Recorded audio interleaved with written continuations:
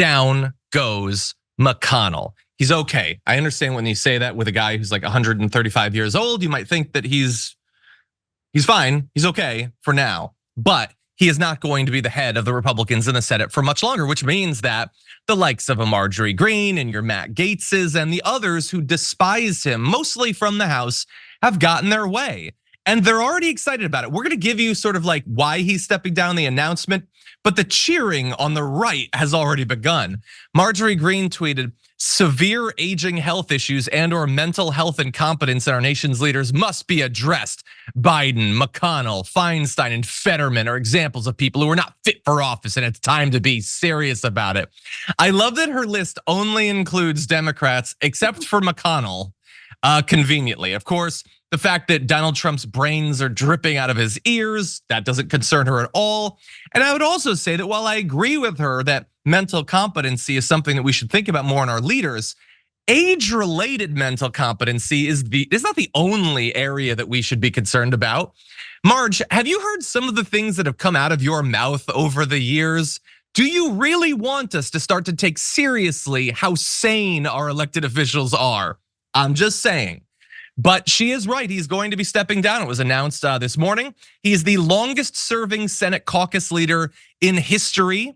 I think that the second longest serving was about 18 years. He, of course, has been the head of the Republicans in the Senate for 1.5 centuries. So I don't think that that record is gonna fall anytime soon.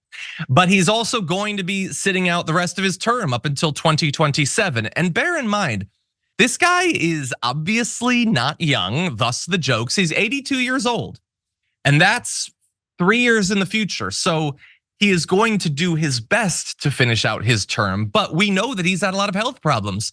His hand had that like Dumbledore sort of black patch that came out of nowhere. He has literally shut down on camera a couple of times over the last year. And he says one of life's most unappreciated talents is to know when it's time to move on to life's next chapter. And obviously it's up to him. It's up to every elected official to decide when to move on. But I would like to offer a bit of advice. I think that time is like right now. I mean, arguably it was like a decade ago, but it ain't in 3 years. It's at best right now. Go spend time with your family, man. How much more time do you think you possibly have? So anyway, we don't know who's gonna come up after him, who's gonna be the head of the Republicans. He's not endorsing anyone, so probably someone terrible. Maybe Herschel Walker can get the job. But Sharon, what do you think? It wouldn't matter if he did endorse someone because it's going to be whoever Donald Trump says it should be. I think that you're being kind, but I think 15 years ago he should have stepped down, and I think it should be up to the people, and that these people like McConnell, and I'm not even discussing his age, although I admit that's a real factor.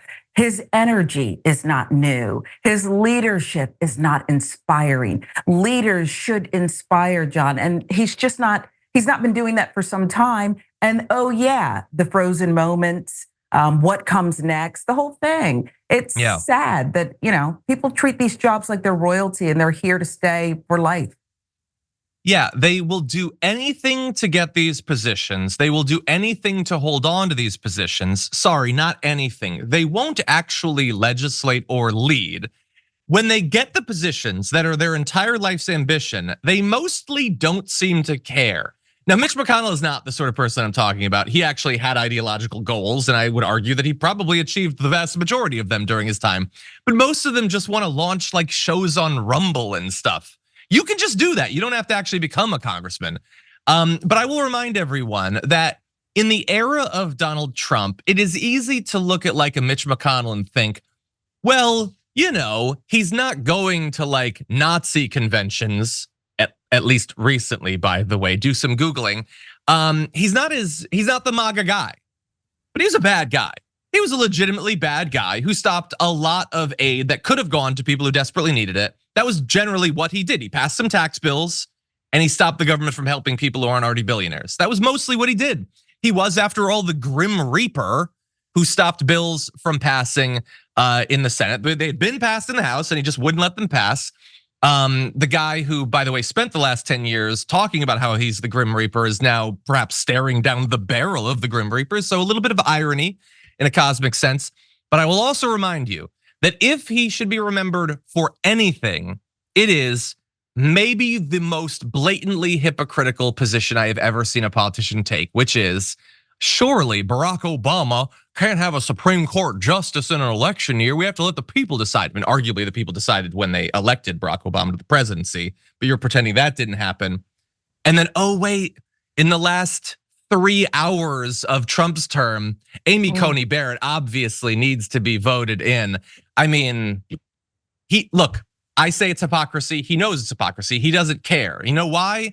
Because he got what he wanted, and it is paying dividends for the right on the culture war, and much more importantly for them on the financial stuff. So that's what people should remember him for. Any final thoughts, Sharon?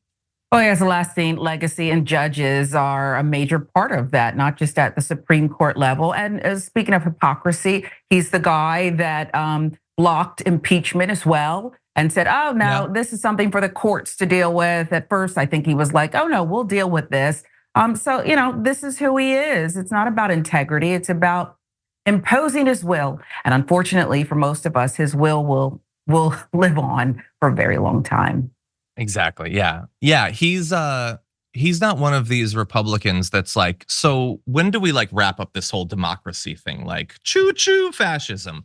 But he's the sort of guy that makes your democracy not worth a damn, basically. Yeah. He's the sort of guy that makes it not function for anyone that isn't already utterly winning in literally everything. So different sort of bad guy, but a bad guy nonetheless. So be gone.